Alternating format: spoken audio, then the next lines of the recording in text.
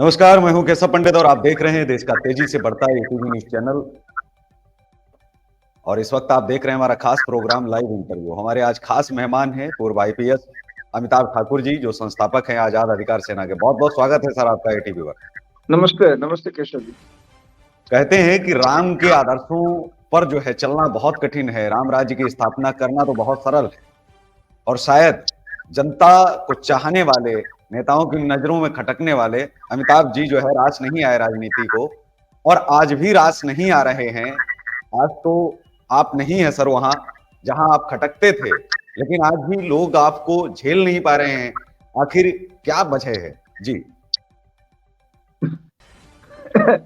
मैं इस पे यही कहना चाहूंगा कि हम लोगों मैंने काफी पहले एक फिल्म देखी थी राज कपूर की, तो उसमें संभवतः वो, मैं नाम भूल रहा हूँ उसका, लेकिन उसमें उससे उसने उनका एक डायलॉग था, प्रिय डायलॉग था, जिसमें वो कहते थे कि मेरी सूरत ही कुछ ऐसी है। तो मैं समझता हूँ कि सूरत और सीरत ही कुछ मेरी ऐसी होगी कि वो खटकन स्वाभाविक हो जाती है।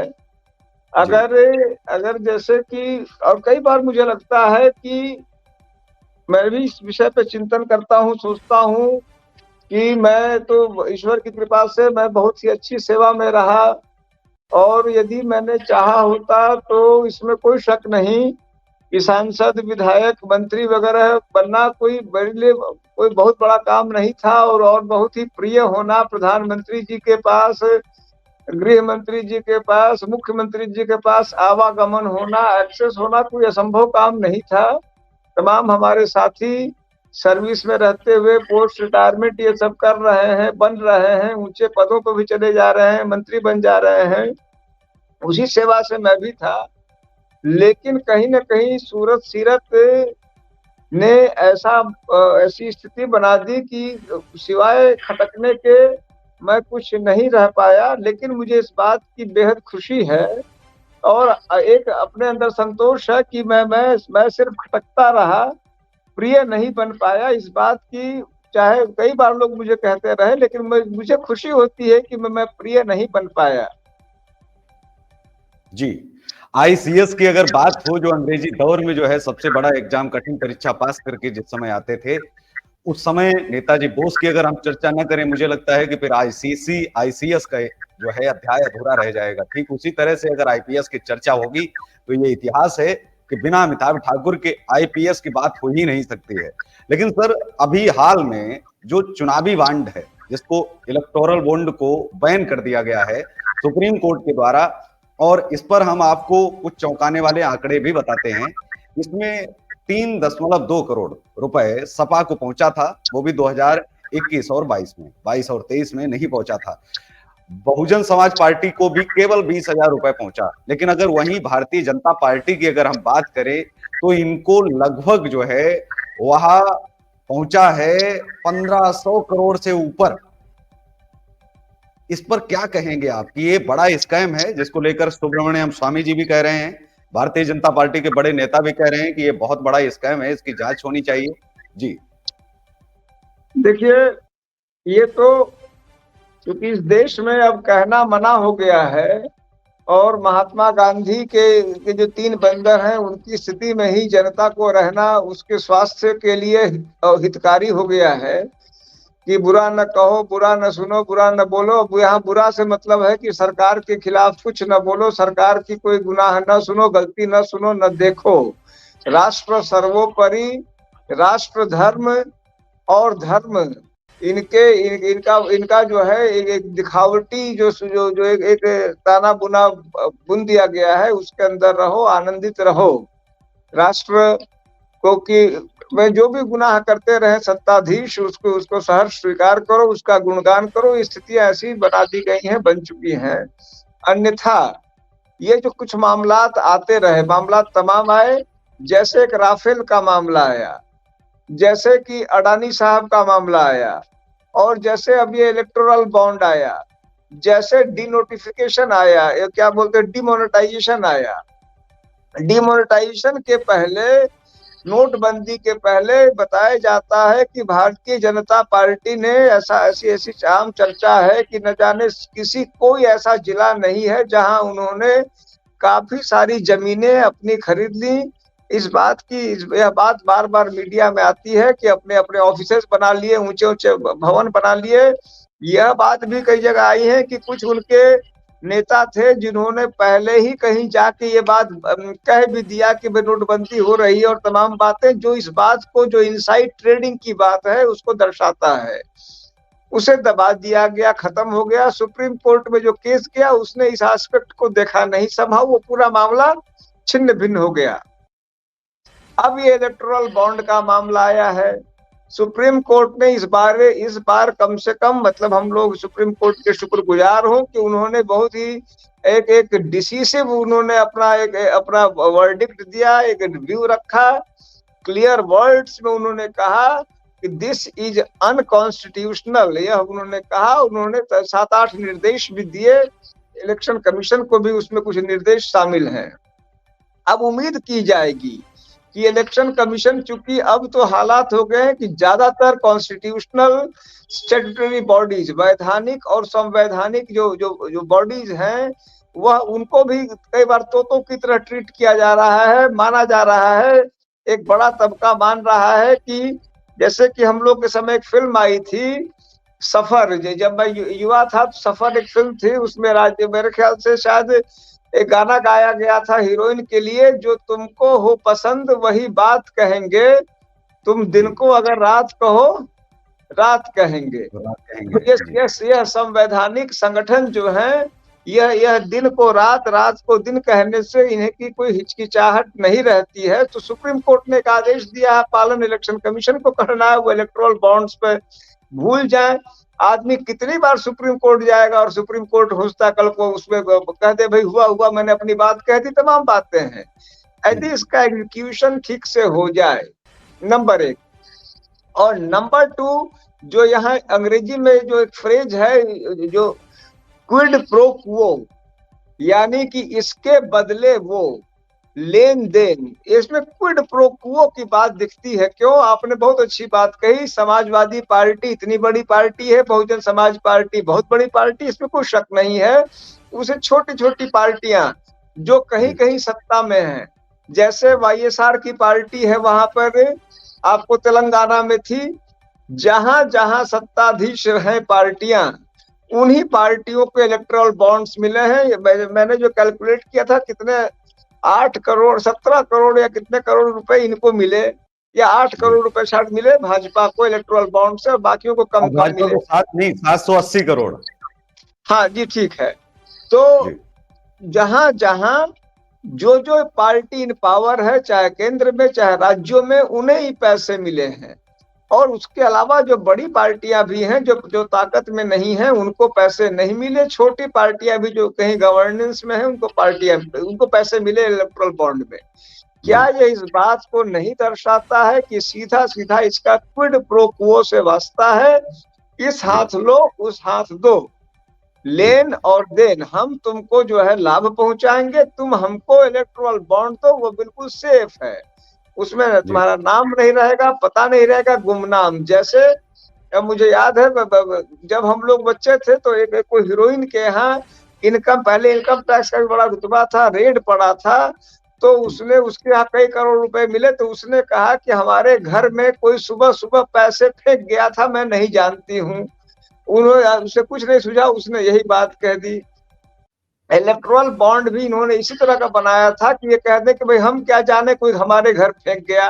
अरे भाई, कोई किसी के घर यूं ही फेंक जाता है, आप भी जानते हैं, हम भी जानते हैं। आदमी 1 रुपया, यहाँ भीख मंगा बेचारा जो बेगर होते हैं, बाहर जब करते हैं तो आदमी 10 रुपए का सिक्का देने के पहले 10 बार उसको देखता है।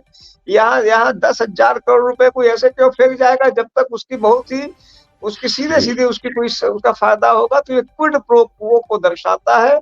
हमारी पार्टी ने, आजाद अधिकार सेना ने, हमारे सभी साथियों ने हर जिले में इसके विरोध में प्रत्यावेदन दिया है। अब उस पर सुनेगा कौन? नक्कार खाने में तूती की आवाज कि हमारी यह मांग है, आजाद अधिकार सेना की मांग है कि चूंकि सुप्रीम कोर्ट के आदेश और यह जिस प्रकार से मिला है पैसा, शासन सत्ता वाली पार्टियों को ही इससे इनके बीच सीधा डायरेक्ट संबंध दिख रहा है। अतः इसे क्विड प्रो क्वो मानते हुए यह पैसा जो भारत सरकार है, यह पैसा वापस करने के लिए, राजकोष में जमा करने के लिए नोटिफिकेशन करे, गजट करे, क्योंकि यह क्विड प्रो क्वो का पैसा है, यह बेईमानी से हासिल पैसा है। अब इस पर कौन सुने, क्या सुने? और दूसरा, इसकी सीबीआई जांच हो, यह मालूम हो कि जो पैसे देने वालों की असलियत क्या है, वो तो 2 मिनट में खुल जाएगी। एसबीआई के पास सारे इन्फॉर्मेशन है, कहा गया है कि वेबसाइट पे आएगा। हमें अभी भी डाउट है कि इलेक्शन कमीशन, जो मैंने तोते वाली बात कही, पहले तो तोता उर्फ सुग्गा उर्फ पैरोट जो है केवल सीबीआई को कहा गया था, लेकिन आज तोता उर्फ सुग्गा उर्फ पैरोट जो है, ये अनेकानेक वैधानिक संगठन को माना जा रहा है। और अत्यंत कष्ट का विषय है कि स्वयं भारत निर्वाचन आयोग, जिसको टीएन शेषन जैसे व्यक्ति ने आकाश में पहुंचा दिया था, तो अर्श से फर्श पर वो आ गया है। आज की तारीख में एक आम शोहरत हो गई है कि जो तुमको हो पसंद वही बात कहेंगे। तो हो ना हो, सुप्रीम कोर्ट के आदेशों को भी दरकिनार करके इलेक्शन कमीशन कभी उन्हें सार्वजनिक ही ना करे, गोल मोल कर दे, हिला हवाली कर दे, पूरी बात खत्म हो जाए। ओके सर, एक सवाल और है हमारा। जो मतपत्र पर आज बात हो रही है, तमाम पार्टियां एक साथ आ रही हैं, कुछ पार्टियां अलग भी है, हालांकि ये कह रहे हैं कि बैलेट पेपर से चुनाव हो।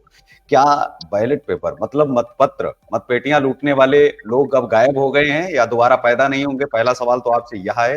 क्या हमें पीछे लौटना जरूरी है, या फिर हम डिजिटल इंडिया की जब बात करते हैं, युग बढ़ रहा है, परिवर्तन हो रहा है, अब वैज्ञानिक युग की तरफ हम कदम बढ़ा रहे हैं, तो हमें पीछे आना चाहिए या फिर हमें ईवीएम की ओर आगे जाना चाहिए?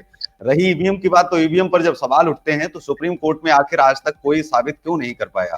और दूसरा सवाल जो बहुत ही खास है, राज्यों में तो बहुत सारे ऐसे राज्य हैं जहां भारतीय जनता पार्टी नहीं है, वहां ईवीएम है, क्या वहां हाई कोर्ट या फिर वहां मुख्यमंत्री उसकी जांच करवा सकता है या नहीं? वो तो 5 साल रहते हैं वहां, इस पर जो है इसकी जांच भी करवा सकते हैं, और उनके पास भी अपने जो है आईटी इंजीनियर भी हैं। तो इस पर आप क्या कहेंगे कि ईवीएम से भी कुछ बेहतर सुदृढ़ व्यवस्था हो सकती है चुनाव आयोग के पास, या फिर हमें पीछे लौटना ही पड़ेगा? जी देखिए, इस पर मैं एक अभी कुछ दिनों पहले, अभी बल्कि वो ताजा प्रसंग चल रहा है यूपी सिपाही भर्ती का, तो मैं उसके संदर्भ से इसका उत्तर देने का प्रयास करूंगा। उसमें टेलीग्राम, हम सभी जानते हैं, टेलीग्राम जो सॉफ्टवेयर है, उस पर यह आया कि टेलीग्राम पे 1:32 पे दिख रहा है कि कुछ क्वेश्चन के आंसर दिख रहे हैं। वह क्वेश्चन जो है कथित रूप से 3 से 5 बजे की परीक्षा, जो परीक्षा 3 बजे से 5 बजे की होनी है, उसका 1:32 पे पेपर आउट होना दिख रहा है। यह एक पहलू है। लोग ये देख रहे हैं 1:32।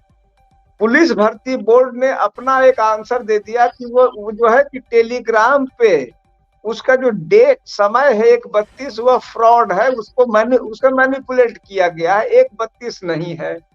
अब प्रश्न है कि ये 1:32 है कि नहीं है। अब उसने डाउट क्रिएट कर दिया। एक जेन्युइन जो हर आदमी को दिख रहा है, क्योंकि हम तो आज तक जानते थे कि अगर आप कोई भी मैसेज भेजें और उसको एडिट करें तो नीचे एडिटेड लिखा आता है। वह दावा कर रहा है कि टेलीग्राम में ऐसा कुछ नहीं होता है, हो गया और मैनिपुलेट हो गया। मैं कहना यह चाहता हूं कि इलेक्ट्रॉनिक जो कुछ भी मैन्यूवरिंग्स हैं, खास करके क्रिटिकल इश्यूज में, वहां सब कुछ आखिर आप कहां से चेक कराएंगे? हर चीज जो है सरकारी एजेंसीज पर ही आधारित है पूरी तरह से। ऐसे में एक जैसे कि एक हल्का सा हमने लोच कर दिया, 100 को 1000 बना दिया, 1000 को 10,000 बना दिया, वो इतना आसान है। उसकी तुलना में जो आपने, अब वह एक पहलू है। दूसरा पहलू है कि आपने मान लीजिए ये छपाई कराए, मत पत्रों के आपने हर जगह बांटे, दुनिया भर का आपने झाम किया। उसमें भी जो है ये कुछ डकैत ही है, ठीक ठाक डकैत हैं, वो कुछ मतपत्र लूटे, सब कुछ किए, कुछ बेईमानी जिला मजिस्ट्रेट ने की, कुछ एसडीएम ने की, सब हुआ। लेकिन यदि आप तुलना करें बेईमानी करने का और बेईमानी के स्कोप का, तो मैं समझता हूं कि आप इस बात को पूरी तरह समझ रहे होंगे कि वहां पर जैसे कि 100 सुनार की एक लुहार की वाली कहावत कहते थे, तो यहाँ पर जैसे कि 1000 टन सोना जो माने 1000 टन जो है आपको जो लोहा है वह थोड़े से सोना में उसकी कीमत हो जाएगी। तो जो बेईमानी का स्कोप है वो ईवीएम में इतना मैसिव है। और सब के सब तो भाई मान लीजिए कि आप सर्ट से जांच कराएंगे, आप डिपार्टमेंट ऑफ इलेक्ट्रॉनिक्स से कराएंगे, वो भी तो सरकार का ही है। तो उनमें मैन्यूवरिंग मैनिपुलेशन बहुत आसान है, यहाँ पर जी उसकी तुलना में बहुत मुश्किल है। इसीलिए जब शंका के बादल गहरा रहे हैं, जब शक की सुई आना शुरू हो चुकी है, जब लोगों के जेहन में शक आ चुका है, ऐसे में उस कठिन प्रक्रिया से गुजरना ही मेरी दृष्टि में लोकतंत्र के लिए स्वास्थ्यवर्धक है। भले उसकी यह कीमत देनी पड़े कि मतपत्र छपे न छपे, क्योंकि वहां मैनिपुलेशन और मॉनिटरिंग मैन्यूवरिंग बहुत ही आसान दिखती है। जी।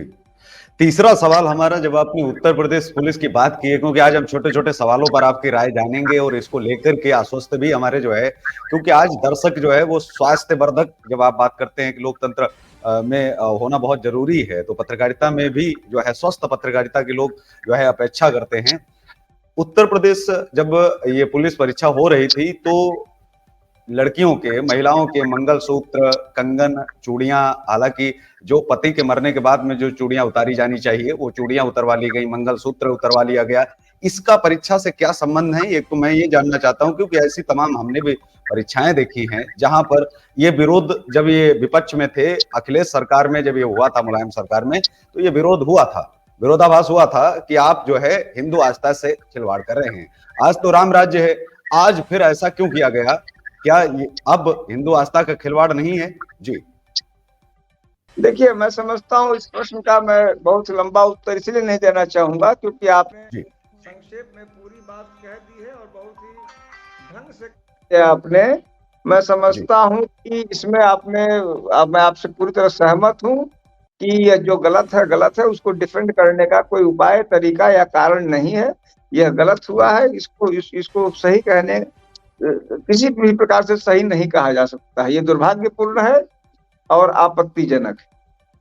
उत्तर प्रदेश के अंदर लोकतंत्र का कैसा जो है चेहरा है, ये तो हम लगातार देख ही रहे हैं, लेकिन विपक्ष में क्या आखिर कमी है? क्या वो तपस्या में जो है सफल नहीं हो पा रहे हैं? और अगर आजाद अधिकार सेना विपक्ष का चेहरा बनती है तो क्या यह मान लिया जाए कि विपक्ष में ही रहेंगे, या फिर अगर मौका मिलता है तो एनडीए में भी शामिल होंगे, या फिर आज आम आदमी पार्टी या फिर अन्य पार्टियां उठी हैं, तमाम पार्टियां उनकी तरह जो है खुद की लड़ाई लड़ेंगे, अपनी दम पर आगे आएंगे राजनीति में? देखिए, मैं इस पर यह कहना चाहूंगा कि चूंकि मैं बहुत झूठी और बड़ी बातें कहना मेरे मुंह से निकल नहीं पाती हैं।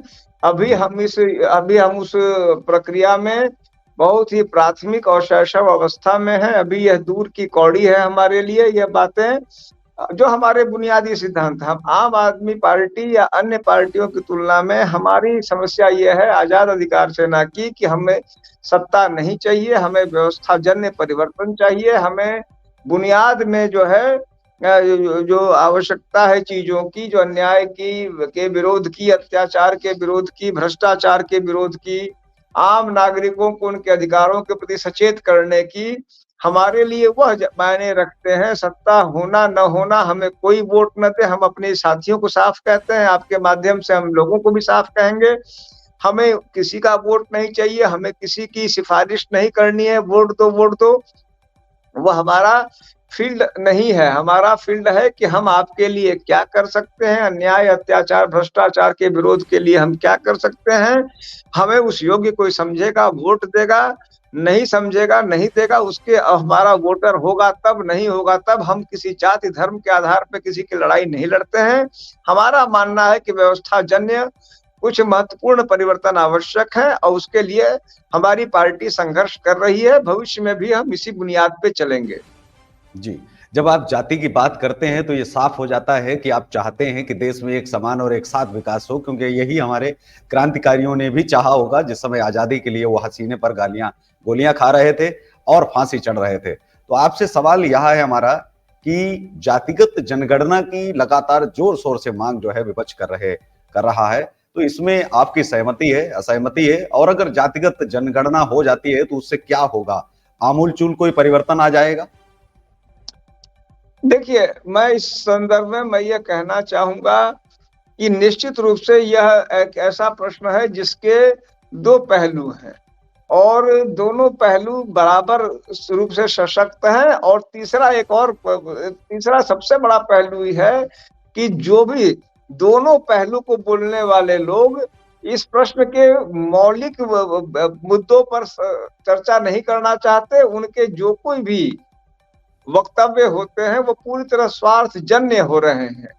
यदि यह इस प्रश्न को लेके जैसे कि मैं समझता हूँ कि ये जो समान नागरिक संहिता का प्रश्न है या यह प्रश्न है, इन प्रश्नों को लेके यदि हम चाहते हैं कि हम एक नतीजे तक पहुँचे तो मैं मानता हूँ कि आज भी देश में कई ऐसे चिंतक, विचारक, बुद्धिजीवी हैं, जो कि निष्पक्षतापूर्वक सोच पाते हैं। तो यदि हम चाहते हैं कि ऐसे विवादग्रस्त प्रश्नों के संदर्भ में पहुँचे एक अंतिम निष्कर्ष तक, तो हमें ऐसे चिंतकों, विचारकों से पहले उस पर एक ब्रेनस्टॉर्मिंग कराना चाहिए, फिर कोई एक निष्कर्ष निकालना चाहिए। कम से कम मैं अपने बारे में जानता हूँ कि मैं इसके बारे में कोई उत्तर देने की स्थिति में इसलिए नहीं हूँ कि मैं उस हद तक इसके बारे में जानकार नहीं हूँ। जी, और एक बात दूसरी बात की देखिए कहावत है, जाके पैर न फटे बिवाई, वो क्या जाने पीर पराई। तो इस पूरी प्रक्रिया में जो लोग लगे हैं, मैं हमेशा से कुछ न कुछ प्रिविलेज्ड ही रहा, मैं मानूँगा। मैं मतलब कभी मुझे जीवन में संघर्ष उस तरह से नहीं करना पड़ा, अच्छे घर में पैदा हुआ, अच्छी जी, नौकरी लग गई, आईआईटी में गया तो ये हुआ, वो हुआ, कभी मैंने संघर्ष नहीं उस तरह से किया। सेवा में आने के बाद ही जो संघर्ष किए सो किए। अतः इसके जो भी पहलू हैं उनके बारे में एक अंतिम निष्कर्ष दे सकूँ, ज्ञान बाँट सकूँ, मैं उस स्थिति में स्वयं को नहीं पाता हूँ। जी।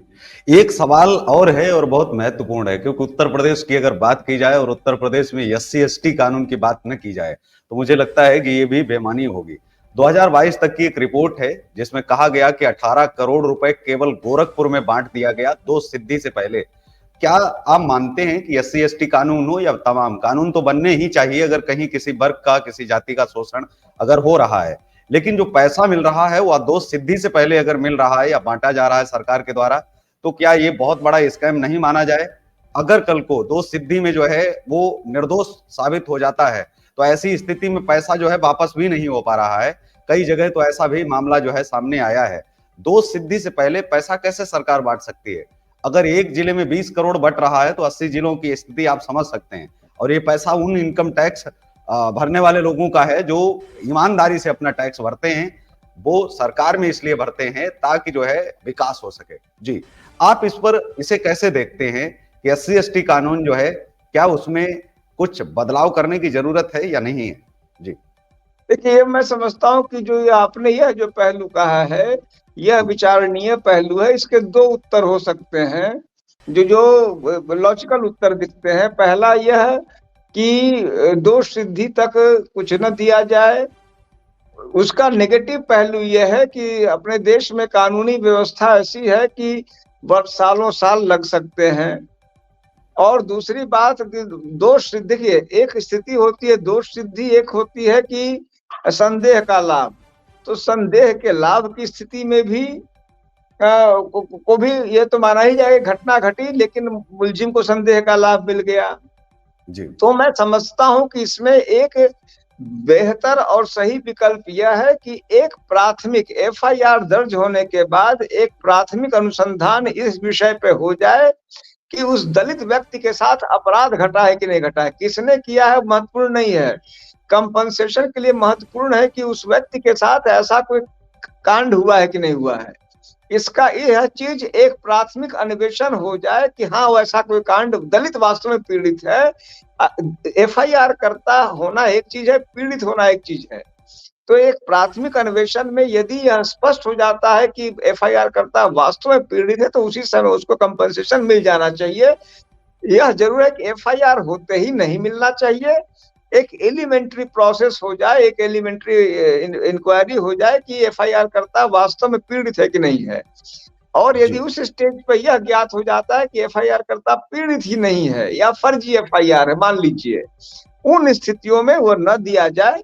यह मुझे लगता है कि न्याय का तकाजा है और न्याय यही चाहती भी होगी कि कोई फर्जी अगर मैं दलित हूँ, मैंने फर्जी एफआईआर करा दिया और पैसे ले लिए, तो वो एक तरह से कहीं न कहीं वो सरकारी धन का गबन हो गया।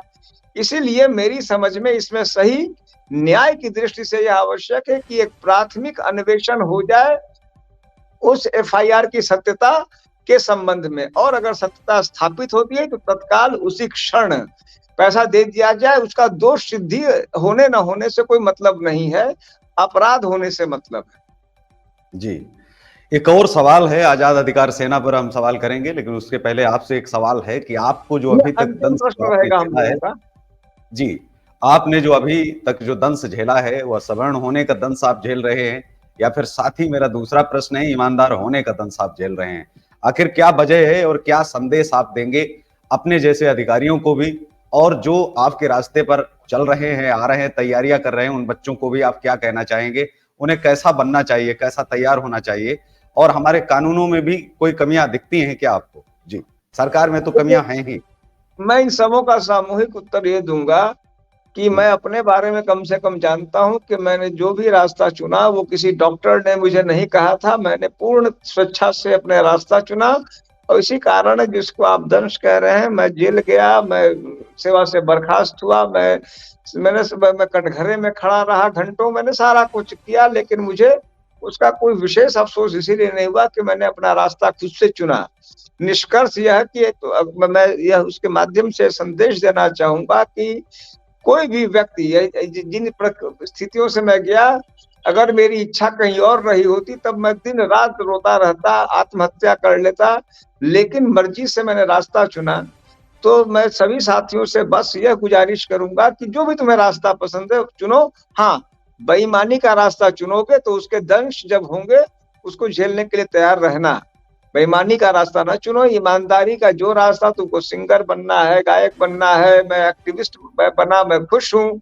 मेरी पार्टी का कोई ज्यादा वजूद नहीं है, अभी शुरू है हमारी पार्टी, लेकिन मेरे जितने भी साथी हैं मेरी तरह जुझारू हैं, मुझे इस बात का गर्व है कि अभी हम मुट्ठी भर लोग हैं। लेकिन जैसे मान लीजिए कि गुरु गोविंद सिंह ने कहा था, उन्होंने जो एक एक पर 1.25 लाख चढ़ाऊंगा, उस तरह हमारे साथी हैं, मुझे गर्व है इस बात पे। तो रास्ता वह चुनो जो तुम्हें पसंद हो, मैं ये कहना चाहूंगा। जहां तक जी, कानूनों में कमजोरी का प्रश्न है, कानूनों में कमजोरियां हैं, और कानून एक डायनेमिक प्रोसेस है, यह कभी भी अंतिम परिणति नहीं प्राप्त कर सकता, उसके गुण दोष आते हैं। यह एक समझ लीजिए कि कोई कानून बनता है, फिर उसका विवेचन होता है, उसका एक्सपेरिमेंटेशन होता है और बदलते रहते हैं। इसीलिए कोई कानून अंतिम कानून नहीं है सिवाय ईश्वर के कानून के। जी, बिल्कुल। बहुत धन्यवाद। आजाद अधिकार सेना जो है आने वाले समय में किन चीजों को जो है पेश करेगी और क्या मांगे सरकार से रहेंगी, और खुद के लिए भी क्या चाहेंगे कि अगर आप सत्ता में आते हैं, सदन में अगर आपको मौका मिलता है, जनता भेजे तो आखिर क्यों भेजे और कैसे भेजे आपको? क्योंकि अगर आप बात रखेंगे, क्या बदलाव आप करना चाहते हैं? आम आदमी पार्टी कहती है कि इस देश में गरीबी बहुत ज्यादा है, तो इसके लिए कुछ फ्री भी बांटना चाहिए।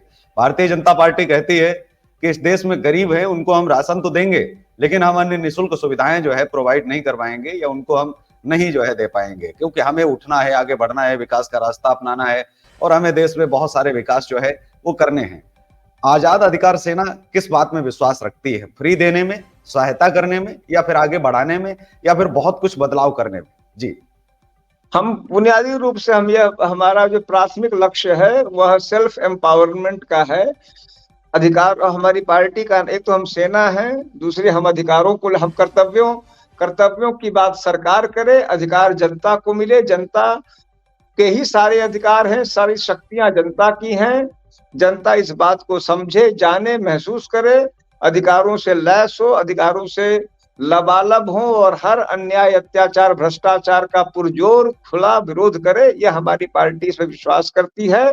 हम किसी फ्रीबीज में विश्वास नहीं करते, हम सिर्फ जनता को अपने जो अधिकार हैं उनको हासिल करने की बात पर विश्वास करते हैं। जी, बहुत बहुत धन्यवाद। आज हमारे साथ में सिस्टम और सरकार दोनों के शिकार हमारे सर, जिन्हें मैं बहुत ही प्यार से जो है बुलाता हूं, और पूर्व आईपीएस अमिताभ ठाकुर सर, वो हमारे साथ जुड़े थे। एक एक करके उन्होंने कई सवालों के जो है जवाब भी दिए, और साथ ही उनकी नाराजगी भी कहीं ना कहीं सत्ता पक्ष से भी दिखी, और साथ के साथ उनकी नाराजगी के साथ ही ये भी दिखा कि वह क्या कहना चाह रहे हैं, क्या बताना चाह रहे हैं। उन्होंने साफ संदेश भी दिया कि हम अपनी आजाद अधिकार सेना के माध्यम से लोगों का दर्द और दुख दूर करने की हम कोशिश करेंगे, अगर हमें जनता मौका देती है। तो इसी के साथ इस कार्यक्रम में बस इतना ही। हमें दीजिए इजाजत, नमस्कार, और आप देखते रहिए देश का तेजी से बढ़ता एटीवी न्यूज चैनल। जय हिंद,